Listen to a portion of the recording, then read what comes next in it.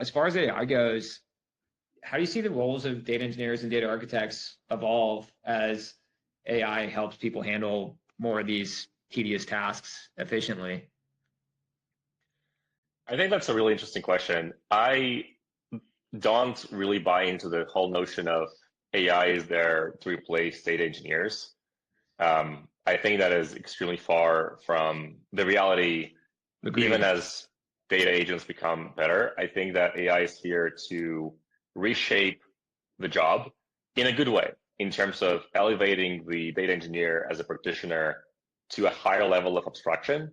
Just like, we can these days write SQL instead of Fortran, and we can, use dashboards and frameworks like Coalesce as opposed to using store procedures that are, I would say, far kind of like lower level, more moving pieces, harder to build, harder to maintain.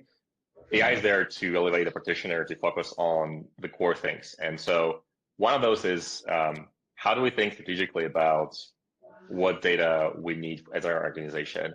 How do we create the right stack of technologies for our organization, for our needs?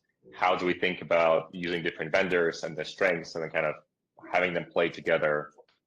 And I would say that right now, data engineers are still very heavily involved in kind of constructing the business logic and creating data models, thinking about how the tables should be shaped.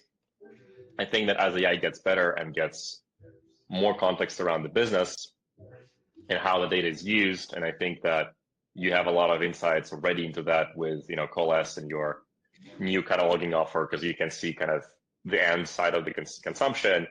That gives a lot of ability for AI agents to help build the models and build them in a way that's really well aligned with the business. I think that takes away a lot of this, like, okay, how should I name this column? What the definition should be? Right. What columns should be in the table, right? Like that can be actually automated, but then it doesn't mean that data engineer has nothing to do. They